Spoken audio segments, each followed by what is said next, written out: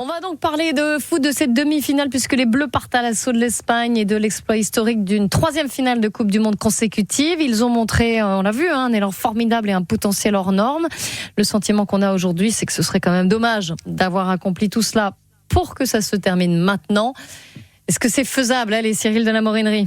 Moi, je pense que c'est faisable parce que l'équipe de France, depuis le début, montre qu'elle est très impressionnante et qu'elle joue collectivement avec des individualités au service du collectif, avec un Kylian Mbappé incroyable, 8 buts marqués, un Michael Olise qui s'est révélé aux yeux du grand public, Dembélé aussi, on s'en souvient, qui avait réussi un triplé, et puis une équipe qui a vraiment envie, qui se dit en mission et qui souhaite aller jusqu'au bout. Donc voilà, maintenant, c'est vrai que c'est un véritable choc et un match qui peut changer les choses, parce que d'abord c'est une place en finale qui se joue, et puis c'est peut-être pour une génération l'occasion de montrer face à l'Espagne. Avant, il y a eu évidemment le Paraguay, notamment le Maroc, mais là c'est vraiment un autre match, un match face à une très grande équipe, championne d'Europe, meilleure défense face à la meilleure attaque qui est l'équipe de France. Donc je pense qu'effectivement les Bleus ont toutes les capacités pour battre l'Espagne et emmener donc ces Français en finale. Alain Giresse, quel est votre sentiment pour ce soir?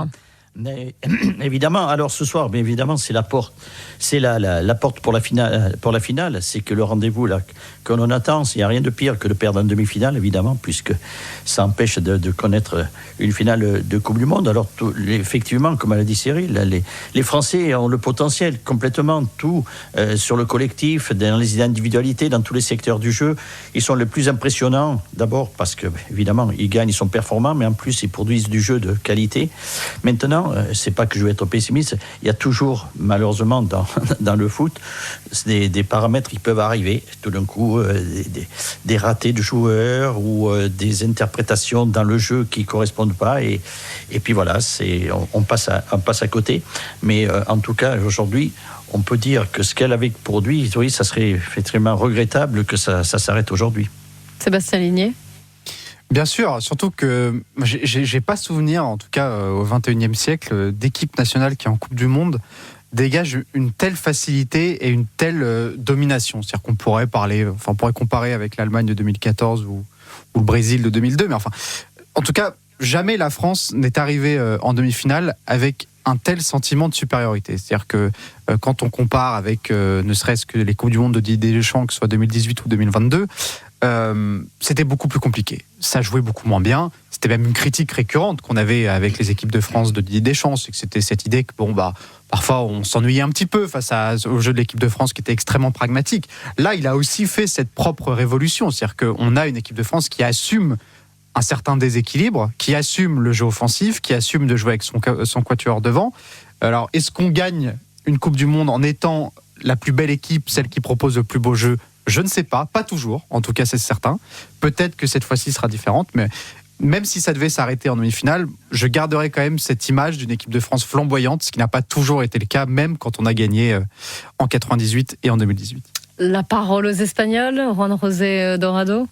C'est plutôt l'Espagne qui part à l'assaut de la France, à vous entendre. D'ailleurs, la France est quand même la première sélection, au premier pays au classement FIFA. L'Espagne n'est pas très loin, elle est deuxième. Donc c'est à nous de partir à l'assaut de cette équipe, effectivement, qui a la plus belle attaque de cette Coupe du Monde, et même l'une des plus belles défenses, même si l'Espagne n'a encaissé qu'un seul but, la France n'en a encaissé que 2. Donc vous voyez ces deux équipes qui sont proches au niveau tactique, au niveau technique. Après, là où ça change, c'est la façon d'entamer ce match. Il y a du côté espagnol, c'est vrai, aujourd'hui une sérénité qui est due au fait que ces joueurs de l'équipe d'Espagne sont assez jeunes, comme le sont la plupart des Français. Mais pourquoi je pense que ils n'ont pas peur? Ils l'ont dit, on n'a pas peur de la France, on la respecte. D'ailleurs, ça a été le même discours qu'a eu le sélectionneur français et les joueurs français. Ils ont tous les deux le même discours. Mais par le passé récent, bien sûr, on se rend compte que les 2 dernières demi-finales que les 2 pays ont joué l'une contre l'autre, c'était à la Nations League où l'Espagne avait éliminé la France, c'était par la suite aussi la Coupe d'Europe où l'Espagne a éliminé la France.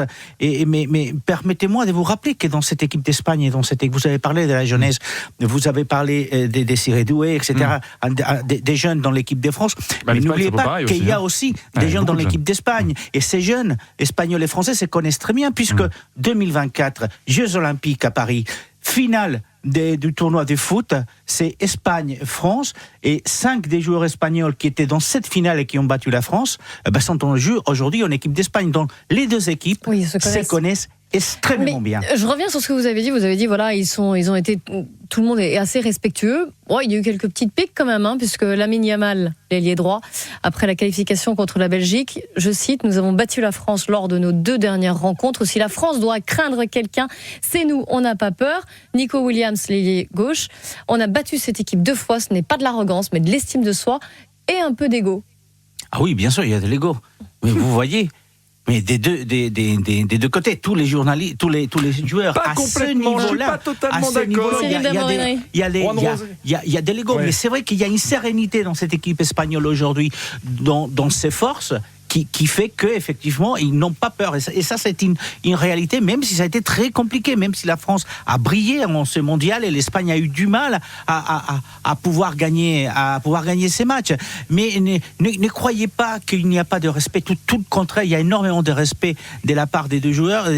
Vous avez cité Williams et Lamine Yamal, mais il n'y a pas que ça. Parce que au-delà des sélections, beaucoup se connaissent parce qu'ils ont joué ensemble en club, parce qu'ils ont joué les uns contre les autres, ils ont partagé le même championnat.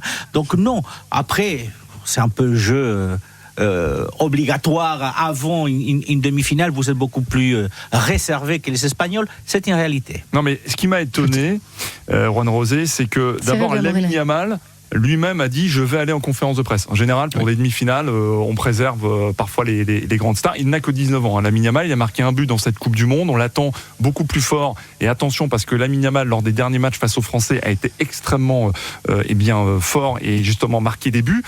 Mais ce qui est étonnant, effectivement, c'est cette arrogance espagnole et cette réserve française. C'est-à-dire que Didier Deschamps, lui, il a dit non, le favori, c'est l'équipe d'Espagne. Vous voulez l'écouter quand même, plaisir. Didier Deschamps en conférence de presse et en espagnol. L'Espagne a confirmé qu'elle était la favorite.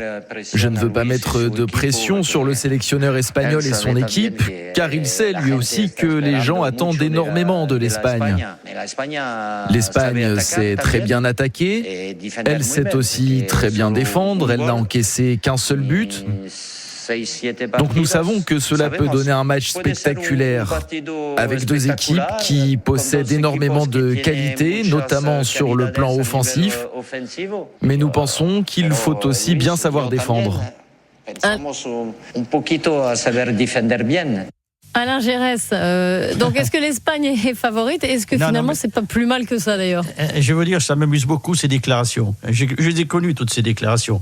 Il faut faire très attention quand on fait des déclarations, parce que dans le cadre d'une préparation mentale à un match, une demi-finale, bien ça va venir apporter de la motivation supplémentaire, notamment aux joueurs de l'équipe de France par rapport au type des déclarations des Espagnols. Et là, oui, parce que quand on approche de cette demi-finale, on est en tension maximum en ce qui concerne chaque joueur. Et tout d'un coup, Didier Deschamps, il va y avoir un moment, il va glisser ses déclations. Il va glisser ses déclarations très près du match, pour leur dire regardez pour qui vous prennent. Et là vous mettez une pression supplémentaire aux joueurs. Voilà, alors c'est pour ça que je dis les matchs ne se jouent pas avec des déclarations, ils se jouent sur le terrain, mais il peut y avoir des répercussions qui peuvent être positives pour les uns, négatives pour les autres. Ouais, c'est la question du mental. Et c'est ce que vous disiez aussi, Sébastien Ligné, pendant qu'on écoutait Didier Deschamps. Je veux dire, il faut qu'on assume. On ne veut pas être favori. Mais non, il faut qu'on assume. Déjà, c'est beaucoup plus confortable de ne pas être favori et d'être dans le costume de l'outsider. Et puis, de toute façon, historiquement, l'équipe de France, quand elle a été présentée comme favorite, elle a toujours déçu. Et quand, en revanche, elle a été présentée comme outsider ou pas favorite, elle a surpris. En 98, la France n'est absolument pas favori. Et d'ailleurs, en phase de poule, c'est très compliqué. On gagne. En 2002, tout le monde nous attend comme des grands favoris. C'est une catastrophe absolue. En 2006, personne ne croit en nous. On trouve que l'équipe est vieillissante, etc. Même le retour de Zidane ne fait pas forcément chavirer. C'est très compliqué. En poule, ça va en finale, ça perd au tir au but. En 2018, personne ne nous attend une seule seconde. On est vainqueur. 2 ans après Euro 2020, tout le monde pense que la France va rouler sur l'Europe. On se fait sortir par la Suisse. Donc en réalité, c'est très bien de ne pas être favori. On reste comme parfait. ça. Voilà. Ouais, on reste aussi ensemble comme ça, Cyril de la Morinerie, Alain Giresse, Juan José Dorado et Sébastien Ligné. On continue de parler de cette demi-finale ce soir à 21h à Dallas, France-Espagne. Avant de parler de ce qui va se passer sur le terrain, je voudrais juste préciser que l'avant-match ce soir va être marqué par une minute de silence en hommage aux victimes de l'attentat de Nice, qui a fait, on s'en souvient, 86 morts et plus de 400 blessés. C'était il y a 10 ans, le 14 juillet 2016. Emmanuel Macron, sur X hier, a remercié d'ailleurs le président de la FIFA d'avoir répondu, je cite, à la demande de la France et de tous les Français mobilisés. Nous n'oublierons jamais. Voilà, revenons-en au terrain.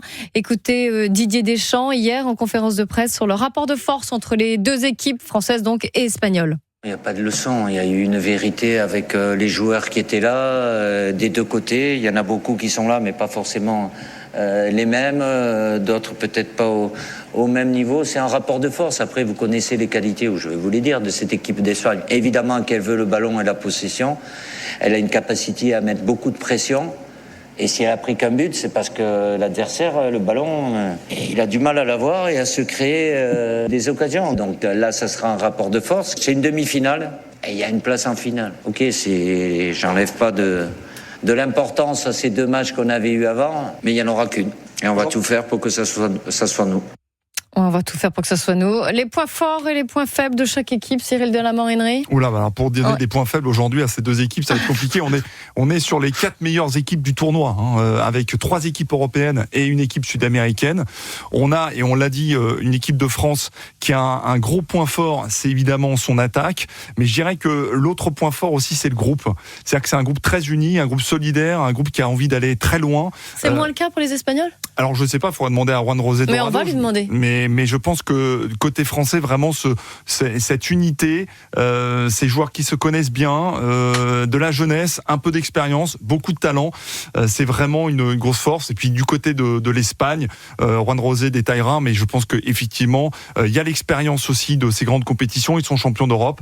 Il y a Lamine Yamal qui pourrait se réveiller, pourquoi pas pour la demi-finale, mais on a vu des joueurs qui rentrent sur le terrain dans les dernières minutes et qui arrivent à marquer. Donc l'équipe d'Espagne, effectivement, qui confisque le ballon aux adversaires, on fait tourner en bourrique ses adversaires. Ça va falloir vraiment que les Français soient très justes, notamment sur les contre-attaques, percutants, et dans la finition, ce sera à mon avis la clé, c'est-à-dire marquer, punir dès qu'ils ont la possibilité de le faire, les Français. Juan José Dorado, avant de passer la parole à sur les points forts, bien sûr, le point fort de l'Espagne, c'est la solidarité et la solidité du groupe. C'est un groupe qui est très soudé, vraiment très soudé, avec des différentes générations, puisqu'il y a des joueurs comme Rodri qui est au milieu du terrain, qui a une trentaine d'années, et puis ceux qui ont à peine 18 ans aujourd'hui. Donc ça, c'est la première chose. Après, c'est vrai que c'est la technique du groupe en soi qui est aujourd'hui, je pense qu'on peut dire parfaitement, il y a les 3 grandes nations techniquement parlant, il y a l'Espagne, il y a le Portugal, il y a la France, mais l'Espagne aujourd'hui techniquement c'est un jeu qui est développé depuis des décennies, dirais-je, depuis l'époque des Guardiola à Barcelone, et ça c'est sa force peut-être la plus importante. Après, c'est vrai que ça dépendra de l'équipe de France, sa façon de jouer de l'équipe de France. L'équipe de France joue jamais habituellement contre nature. Si elle joue comme elle joue habituellement, l'Espagne va retrouver des espaces que les autres sélections en Coupe du Monde lui ont nié, et donc quand l'Espagne a des espaces, elle peut faire mal. Alain Giresse, vous partagez ce qui vient d'être dit ? Ah oui, le jeu collectif de l'équipe espagnole est bien sûr sur des principes là, qui datent, comme on l'a dit, à partir du jeu qui a été mis en place à Barcelone, et qu'on retrouve évidemment dans beaucoup d'équipes d'Espagne, et notamment dans cette équipe nationale. Au niveau de leur capacité technique, ils ont une technique individuelle qui permet évidemment de conserver le ballon, de ne pas le perdre, et de faire en sorte qu'effectivement, Didier le disait, de faire en sorte que dans ces conditions-là, c'est très difficile à marquer des buts puisqu'on a très rarement le ballon. Donc, dans ces situations-là, il faut éviter de perdre patience quand on est son adversaire, sachant qu'évidemment, comme ils auront le ballon, mais à chaque fois qu'on pourra le récupérer, c'est d'aller les percuter, effectivement, parce que je pense que le secteur offensif, surtout la vitesse des joueurs français par rapport à la défense espagnole, qui malgré qu'elle n'a pas pris beaucoup de buts, n'a pas la vitesse que ont les joueurs français. Donc c'est dans ces conditions-là qu'on pourra leur faire du mal et arriver évidemment à prendre l'avantage face à cette équipe. Et ça serait très bien évidemment d'ouvrir le score plutôt que de courir après un but si les Espagnols avaient marqué un premier. Sébastien Ligné. Il y a aussi la question des individualités, parce que, in fine, on peut parler de tactique et de jeu autant qu'on veut, surtout dans le football international et en période de Coupe du Monde, les individualités font souvent la différence dans ce genre de match. Et en effet, d'un point de vue purement français, les individualités répondent. C'est-à-dire qu'on a beaucoup parlé de la Coupe du Monde de Kylian Mbappé, de Michael Olise, d'Ousmane Dembélé, ou pas assez à mon goût, de Upamecano qui fait une prestation en défense qui est hallucinante d'un point de vue purement défensif. Et d'un point de vue espagnol, les individualités, pour l'instant, piochent un petit peu. Au milieu, Pedri, qui est donc le joueur du Barcelone au milieu, a été carrément sorti du 11 titulaire et fait une Coupe du Monde décevante. Lamine Yamal, qui est quand même le visage, la star de cette équipe, fait une Coupe du Monde décevante par rapport à ses standards en club et par rapport aux standards des autres grandes stars de cette Coupe du Monde qui ont quasiment toutes répondu présent, de Harry Kane en passant par Léo Messi et Kylian Mbappé. Donc en effet, il y a la question des individualités. En revanche, pour la France, il y a pour moi un grand point d'interrogation, c'est le niveau du milieu, parce que on joue à deux milieux, on le sait, avec Manu Koné et Tchouaméni ou Adrien Rabiot, on verra. Pour l'instant, c'est un milieu qui est déséquilibré parce qu'il y en a que deux. On sait que l'Espagne joue à trois milieux, que le milieu est extrêmement important dans la construction du jeu d'Espagne. Pour le moment, le milieu français a répondu présent, bien même peut-être plus que ce qu'on pensait, mais on n'a pas affronté encore de milieu de classe internationale dans cette Coupe du Monde. Là, face à l'Espagne, on va avoir une équipe qui joue au milieu et qui joue la supériorité numérique au milieu. Alors, est-ce que ça va suffire d'en avoir que deux en France, ou est-ce que peut-être qu'on va se faire percer au milieu, comme c'était le cas notamment lors des deux derniers affrontements face à l'Espagne? On verra ce soir. Écoutez Didier Deschamps qui a également estimé qu'Aurélien Tchouaméni, dont vous parliez, Sébastien Ligné, n'est pas guéri à 100%, mais qu'il est disponible. Aurélien, autant au dernier match, même s'il était sur le banc, le risque était trop élevé. Aujourd'hui, par rapport à ce qu'il a, on ne peut pas dire qu'il est guéri à 100%. C'est une demi-finale de Coupe du Monde. Oui, le dernier match qu'il a joué, ça remonte à 15 jours, mais c'est pas ça qui est rédhibitoire non plus. Donc l'important, c'est qu'il soit là. Je vous le répète, sur le dernier, je ne l'ai pas utilisé parce que le risque était trop élevé. Aujourd'hui, il est de nouveau disponible. Alors, Cyril de la Morinerie, est-ce qu'il faut faire jouer Aurélien Tchouaméni ? En tout cas, la presse, les suiveurs et les spécialistes pensent que Tchouaméni, c'est le bon plan pour ce match face effectivement à l'Espagne, parce que vous l'avez dit, le milieu de terrain, ce sera décisif, ce combat du milieu de terrain pour récupérer des ballons. Et Tchouaméni joue dans le plus grand club du monde, qui est le Real Madrid. Tchouaméni est titulaire régulièrement avec l'équipe de France, et donc il y avait un petit souci pour lui aux adducteurs. Il va revenir, il est opérationnel. Avec Adrien Rabiot, on a une paire extrêmement expérimentée. C'est-à-dire que Rabiot joue dans les plus grands clubs, et c'est vrai que là il joue en Italie, et avec ces deux-là, on peut espérer effectivement peut-être pas faire un jeu égal, parce que à 2 contre 3 ça sera compliqué, mais avec peut-être un Doué, un Dembélé qui reviennent derrière, parce que ce qu'il faut quand même dire, c'est que Dembélé, Mbappé, Doué, ils viennent défendre. Ça aussi, c'est un peu la culture du Paris Saint-Germain, de Luis Enrique, de Didier Deschamps aussi, et je pense que là-dessus effectivement ça peut jouer. Mais Manu Koné aussi, pour terminer, a fait une très bonne Coupe du Monde. C'est un formidable joueur, donc on a vraiment 3 très bons joueurs au milieu de terrain. Alain Giresse ? Écoutez, moi, je voudrais revenir sur le fait que la supériorité numérique des Espagnols au milieu, mais on oublie Olise là dans cette présentation. Nous avons nos 2 milieux, certes, mais Olise qui évolue maintenant comme un numéro 10. Oui. Donc ça veut dire que si les 3 Espagnols sont en supériorité, ils vont laisser libre Olise comme ça? Je ne le pense pas. Je pense qu'Olise, c'est un numéro 10, comme on dirait, entre guillemets, à l'ancienne, qui revient à l'intérieur du jeu, qui vient chercher les ballons et qui a cette capacité de distribuer. Oui, mais c'est pas à négliger pour les Espagnols.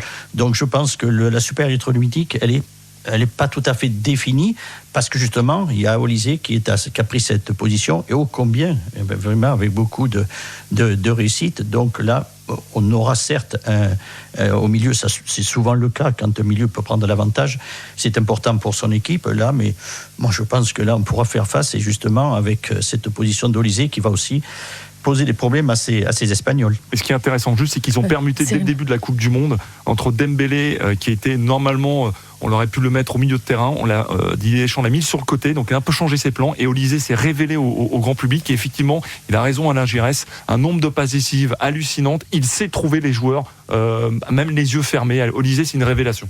Juste sur Tchouaméni, puisque vous le connaissez bien en Espagne. Oui, effectivement, il était au Real Madrid, il connaît bien la sélection espagnole, il a joué contre tous ces joueurs. D'ailleurs, je vous disais tout à l'heure, les deux équipes se connaissent très bien, parce que vous avez les frères Hernandez qui ont joué au Real Madrid pour l'un et à l'Atlético de Madrid pour l'autre. Ouais. Donc à un moment, ils se connaissent tous très bien. Mais pour revenir effectivement sur ce milieu de terrain, ce qu'il faut savoir aussi sur le cas de Michael Olysée, c'est qu'il ne sera jamais seul. Ça, c'est certain, parce que l'Espagne a quand même une force, et je pense qu'elle est plus forte à ce niveau-là encore que la France, c'est que même si les attaquants français défendent, les attaquants espagnols défendent depuis le premier match et depuis la première minute. L'Espagne est une équipe qui va chercher la balle avec ses attaquants dans un pressing très fort dans la surface adverse. Donc non, l'Espagne défend à 11 et attaque à 11. Donc sur ce niveau-là, on verra, mais ça va rester très tactique et très technique. Autre duel, demain, l'Angleterre-Argentine. Match extraordinaire. Franchement, c'est... Extraordinaire, mais je peux vous demander des pronostics alors, ça va être difficile parce qu'on a deux magnifiques équipes avec Harry Kane, forcément la grande star de l'équipe anglaise, et puis l'Argentine avec Léo Messi, et Bellingham aussi côté anglais fait vraiment une superbe Coupe du Monde. Mais ça nous rappelle l'histoire, ça nous rappelle 86 avec la main de Dieu de Maradona, la victoire anglaise avec le but de David Beckham.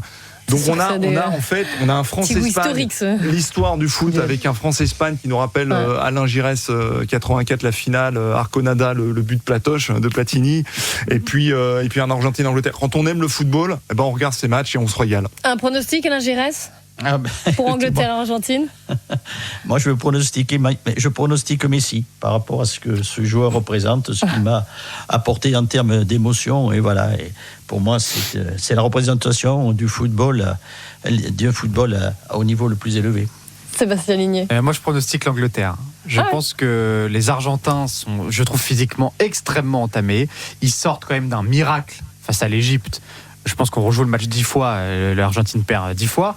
Et surtout, il y a une Léo Messi dépendance qui, je trouve, est extrêmement dangereuse. C'est-à-dire que confier le sort de son équipe et de sa nation à un joueur, aussi fabuleux soit-il, de 40 ans, je pense qu'à un moment donné, ça va montrer ses limites. Alors, je préfère l'Angleterre, pas pour les mêmes raisons, mais tout simplement parce qu'on les a éliminés en finale de l'Euro. Donc c'est bien de les retrouver en finale du Mondial pour les éliminer en finale du Mondial. Merci beaucoup, Juan-José Dorado, Cyril Delamore-Henry, Sébastien Ligné et Alain Giresse. Bon match à vous quatre. Merci. Et à tous, bien sûr. Allez, bon les match, Bleus. Mais oui, on va regarder, évidemment. Au cœur du crime, tout de suite, pour votre après-midi sur Europe 1. Merci à tous et on se retrouve demain. Merci Clélia. Et on aura le résultat du match.